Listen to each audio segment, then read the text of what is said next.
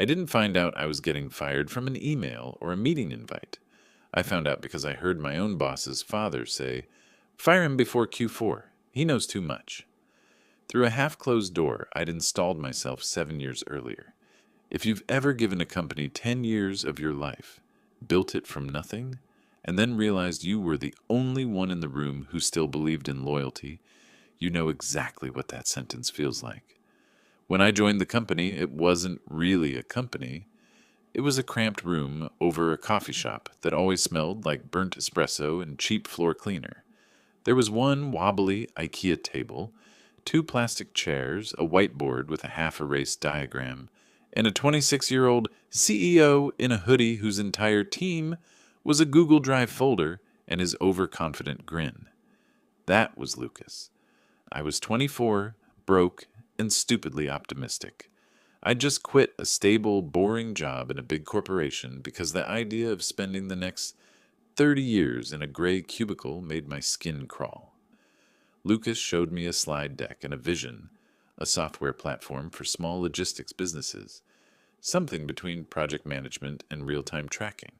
He talked fast, waved his hands a lot, and used words like disruptive and inevitable like they were punctuation.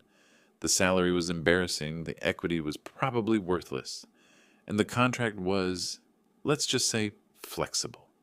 I still said yes. For the first 3 years, we were basically me and him. He sold the dream. I made sure there was something to sell. I wrote the first line of code, the first user manual, the first onboarding email. When a server died at 3 a.m., it was my phone that exploded. When his demo crashed in front of a potential client, it was my patch that saved the deal 3 hours later. He'd say stuff like, "Man, I don't know what I'd do without you." And back then, I believed he meant it. His father showed up around year 2. You know the type. Old school business guy, stiff collar, expensive watch. The kind of handshake that's more about dominance than greeting. He'd built and sold a regional logistics company, so on paper it made sense that he'd advise us. In reality, he walked in like a landlord inspecting a tenant. First time we met, he shook my hand, looked around the office, which at that point was a slightly larger room with slightly less wobbly furniture, and said, "So you're the tech kid." Not my name, just the tech kid. "Evan," I corrected, holding his gaze a second longer than he expected. He smirked, like that was cute. Still, he brought in our first big contacts.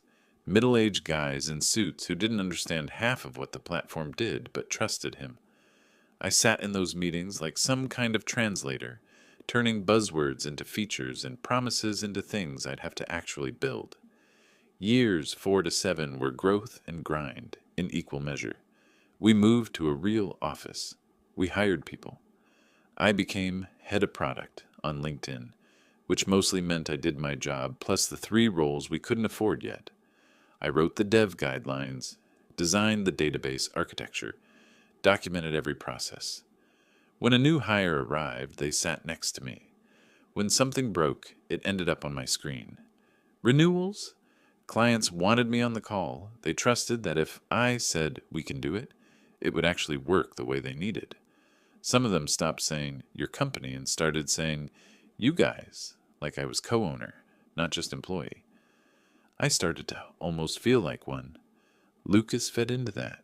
Beer after work, he'd clap me on the shoulder and say, "You're my guy, man, my right hand." When he bought his first nice car, he joked, "One day I'll buy you one too." When we hit a big revenue milestone, he gave a speech to the team and ended it with, "Couldn't have done it without Evan."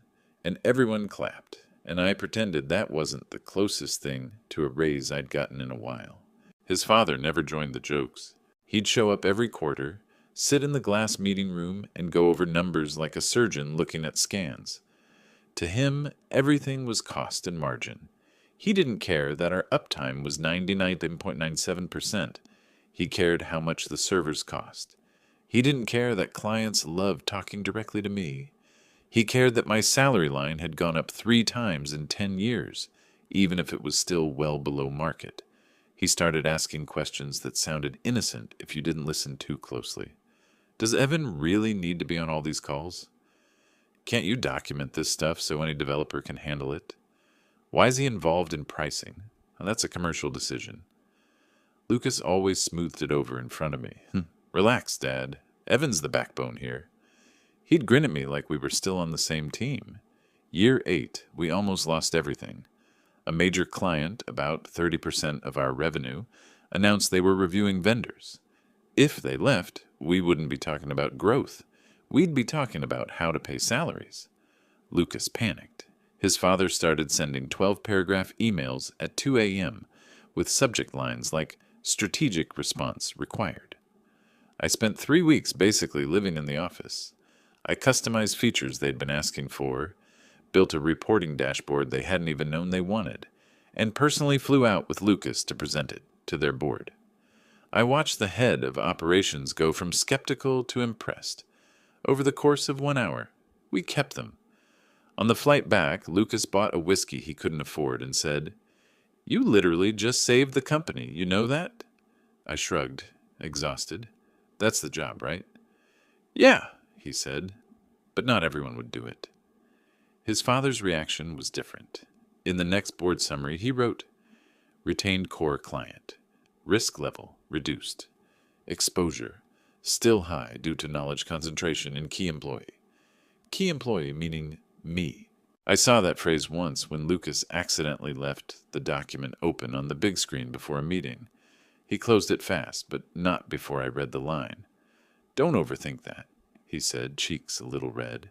"It just means you're important." Important is one word for it. Vulnerable is another. Around year 9, things started shifting. Nothing you could point at. Just little moves. Meetings I used to be in were suddenly just sales. Threads I'd usually be looped into had decisions already made by the time they reached me. His father's visits got more frequent. They'd close the door more often. "Just finances," Lucas would say, waving it off. I noticed when they hired an external consultant to audit processes. The guy asked me a lot of questions. A lot. What I did day to day. How many hours. Which clients contacted me directly. What knowledge only I had, that sort of thing. He phrased it like risk management. I answered honestly, because that's who I was there. You'd think 10 years in, I'd be less naive. The day it really clicked was a Tuesday. I'd come in early, like I usually did, to get a jump on a release. The office was quiet, lights half off. The cleaning crew had just left. As I walked past the glass meeting room, I saw the door mostly closed, blinds half drawn. The light was on. I heard Lucas's father's voice first, that low, controlled tone I'd come to associate with bad news for someone else. He's good, yes, no one is denying that. But he's also the single biggest point of failure, and he's too expensive for the next phase. Lucas said something I couldn't hear. His father replied, clearer this time, like he wanted the sentence to land.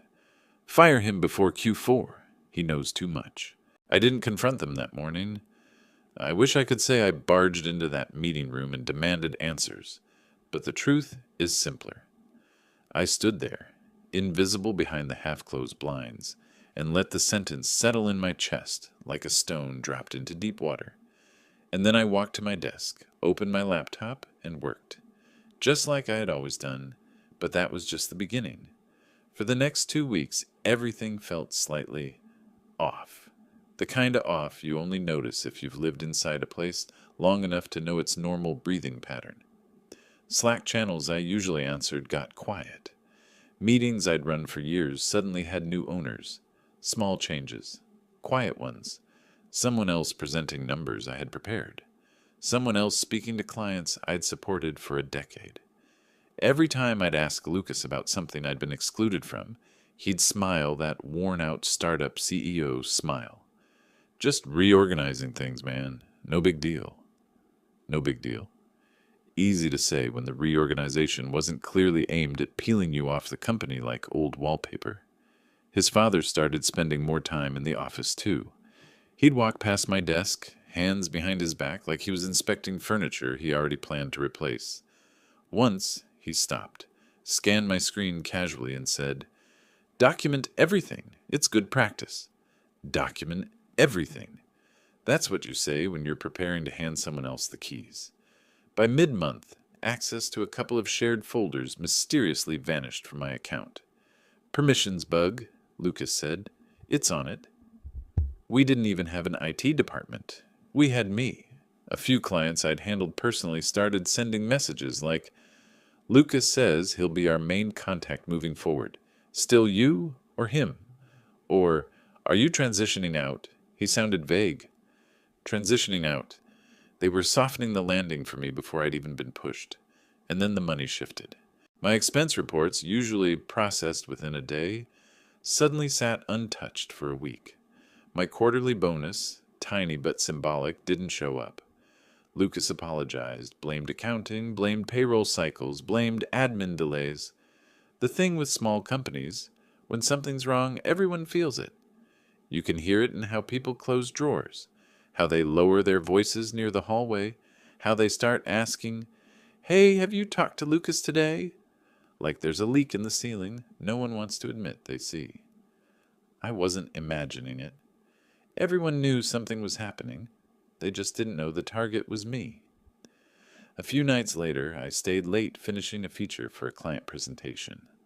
Lights off, except for mine. The office humming in that hollow way buildings do after business hours. I heard footsteps behind me and turned. It was Lucas. He looked tired, not guilty.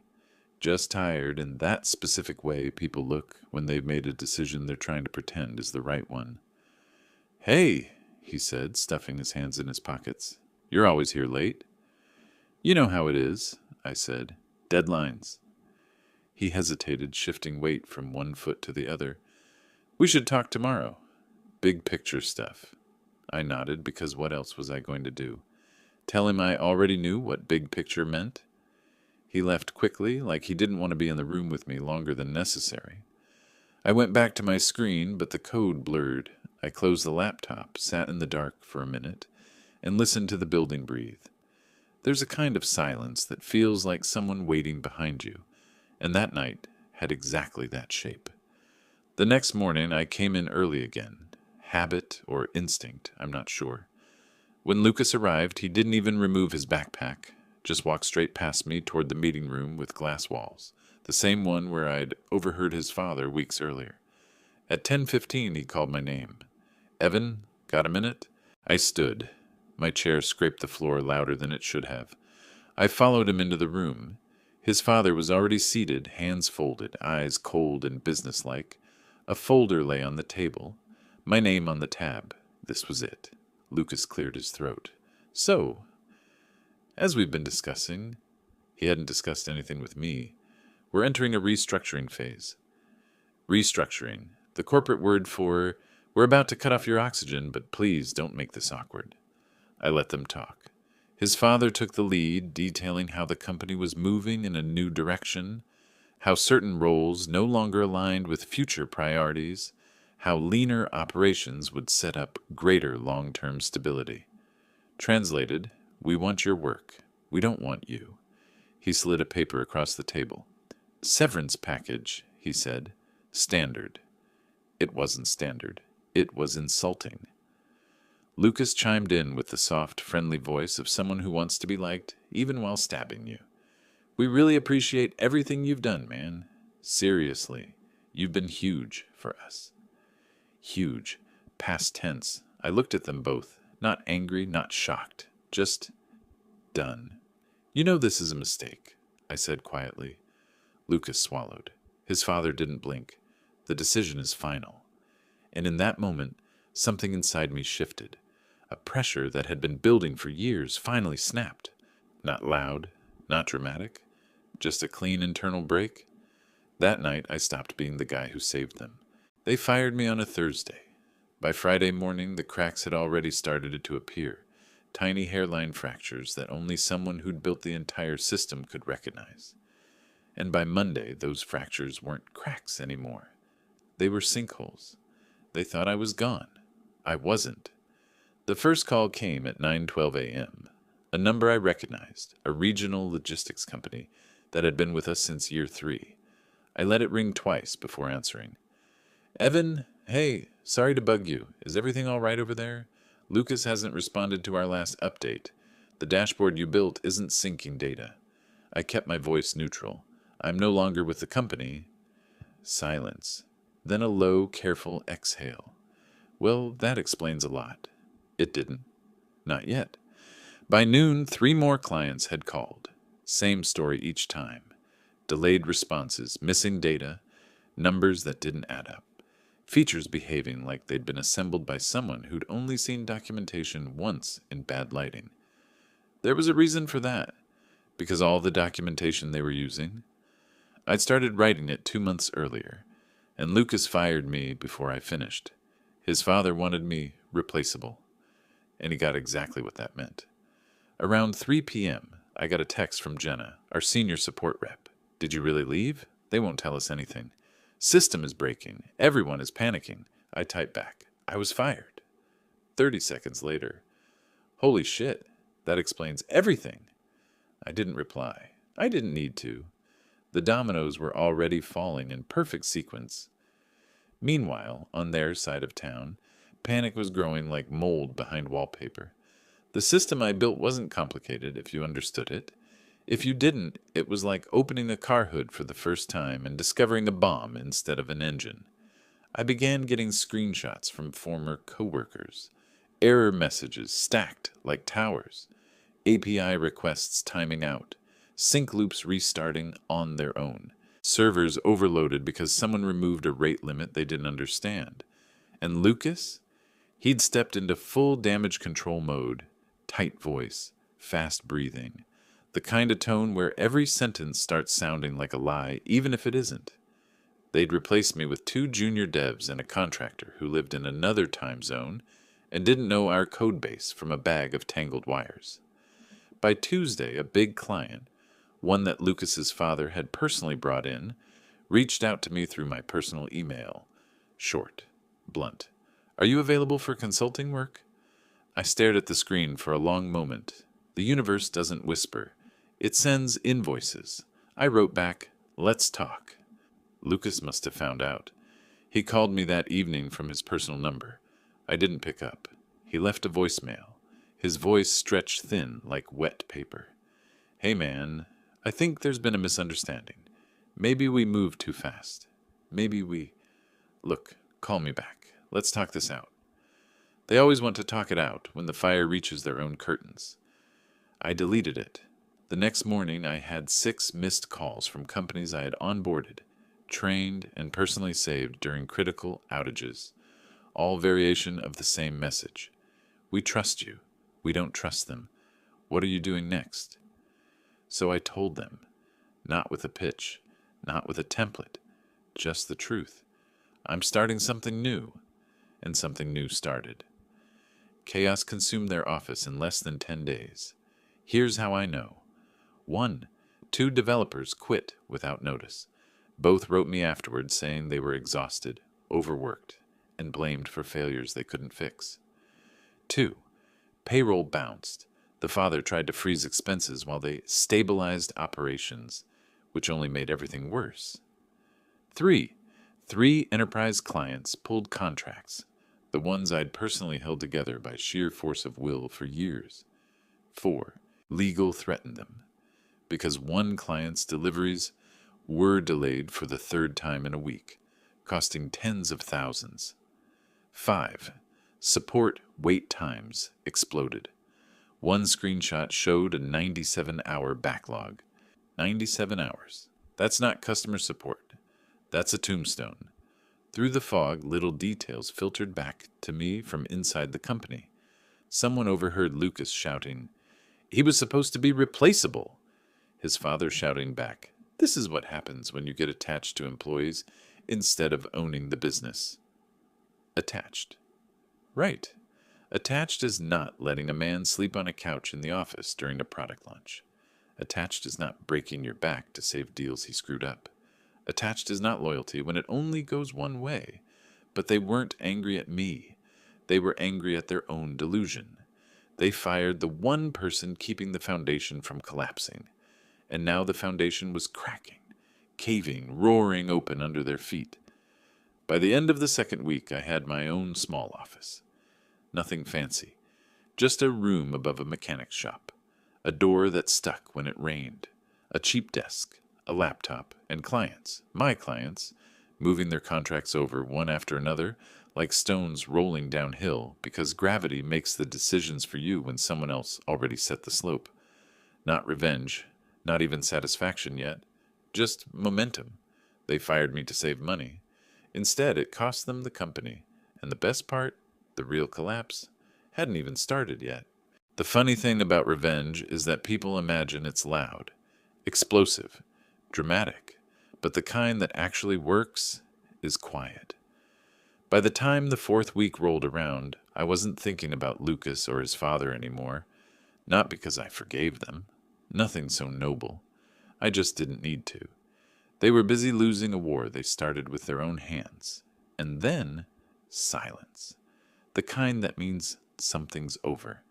My little office above the mechanic's shop grew into a real workspace. 2 desks, then 4. A cheap coffee machine. A used sofa someone's cousin didn't need anymore. I hired one of the developers who'd quit after my firing. She came in on the first day, dropped her bag, looked at me and said, "Please tell me we're actually building things here, not patching disasters." "We are," I said, and we did. Clients followed, not because I begged them, not because I promised magic. They followed because they knew exactly who kept their systems alive for 10 years, and it wasn't Lucas or his father. Contracts landed on my new email address quietly, almost politely, like they didn't want to embarrass the old company by leaving too loudly. But leaving, they were. One afternoon, a client sent a message that said, "We'd rather pay more and sleep at night. Tell us where to sign."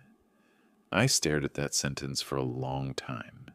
10 years of being taken for granted, and all it took was a clean cut for people to say what they'd known all along. Meanwhile, their company was sinking fast. A former coworker called me on my personal number. I didn't pick up, but she left a voicemail. "Lucas's dad is screaming at investors. The dev environment is completely broken. They said if one more client pulls out, they're shutting down." One more client. They lost 4 that week. Payroll froze again. Support shut down entirely. The error dashboard looked like a Christmas tree built by a pessimist. A few days later, Lucas himself tried again. New number, new tone, new desperation. "Evan, look, we messed up. Let's talk. Maybe we can work together again? Maybe there's a way to bring you back in." Bring me back in. Into the building where they'd planned my exit while I built them their future. Into the same glass room where his father said, "Fire him before Q4? I didn't answer, not out of spite, just absence. Nothing in me belonged to that world anymore. My firm grew, slowly, cleanly, honestly. We didn't underpay anyone. We didn't hide meetings behind glass doors. We didn't pretend people were replaceable just to feel powerful. When the work spiked, I hired. When a client wanted a feature, we scoped it realistically. When we launched something, we tested it until it behaved. Peace isn't exciting, but it's real. Some nights I'd stay late at the office, lights low, the sound of the mechanic downstairs closing up shop, and I'd look around at the place I was building, not perfect, not flashy, but mine, built with hands that had spent a decade lifting someone else's dream. And every time I felt that doubt creep in, the voice that said, maybe they were right to fire you, something happened that shut it down. A final email from an old coworker. No greeting, no sign-off, just one line. They declared bankruptcy today. I leaned back in my chair, didn't smile, didn't cheer, didn't feel triumph. Only a quiet, steady breath. The kind your body takes when it puts down a weight it carried too long. A week later, I had to drive across town, and out of habit, I passed their old office building. The sign was gone, windows empty. A paper notice taped to the door. Evicted. I didn't park, didn't get out, didn't take a picture. I just drove past the empty building where they once plotted my exit, and felt absolutely nothing. No fire, no rage, no lingering bitterness. Just the calm that comes when the story finally ends the only way it ever could. They tried to replace me. In the end, the only thing they succeeded in replacing was themselves.